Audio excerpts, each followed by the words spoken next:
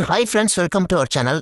இந்த வீடியோ நம்ம என்ன பார்க்க போறோம் அப்படின்னா, இப்போ ரீரிலீஸ் பண்ண படத்தில் கில்லி படையப்பா மங்காத்தா இந்த படத்தில் டாப்பில் இருக்கிறது எந்த படம், அதிக வசூல் செஞ்சது எந்த படம், அதை அந்த வீடியோவில் பார்க்க போகிறோம். வீடியோ கடைசியோடையும் பாருங்கள், அப்போ தான் ஃபுல் டீடைல்ஸ் எல்லாமே தெரிஞ்சுக்கலாம். இதுவரை நம்ம சேனலை சப்ஸ்கிரைப் பண்ணாதவங்க சப்ஸ்கிரைப் பண்ணிட்டு பாருங்க.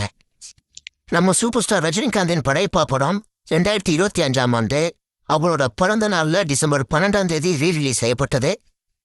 இந்த படம் ஃபர்ஸ்ட் ரிலீஸ் ஆனது எப்போன்னா 1999ஆம் ஆண்டு மெகா ஹிட் கொடுத்த படம் தான் படையப்பா. அப்போயும் அந்த படம் 63 கோடி ரூபாய்க்கு அதிகமாக வசூல் செய்து மெகா ஹிட் கொடுத்தது. இப்போ 26 வருஷத்துக்கு அப்புறம் இப்போ இந்த படத்தை திரும்ப ரீரிலீஸ் பண்ணப்போ 18 கோடி ரூபாய்க்கு அதிகமாக வசூல் செய்து மெகா ஹிட் கொடுத்துருக்கு. ஓகே, அடுத்து நம்ம தலை ஏகே அஜித் குமாரின் 50வது படமான மங்காத்தா 2011லேயே 83 கோடி ரூபாய்க்கு அதிகமாக வசூல் செய்து மெகா ஹிட் கொடுத்தது. இப்போ இந்த படம் 2026 ஜனவரி மாதம் 23ஆம் ரீரிலீஸ் பண்ணியிருந்தாங்க. இப்போ ரீரிலீஸ் பண்ணப்போ 21.5 கோடிக்கு மேலே வசூல் சாதனை செஞ்சிருக்கு. இப்போ நம்ம தளபதி விஜயின் கில்லி திரைப்படம் வசூல் சாதனையை பார்க்கலாம். 2004ஆம் ஆண்டு வெளிவந்த சூப்பர் மெகா ஹிட் திரைப்படம் தான் கில்லி திரைப்படம்.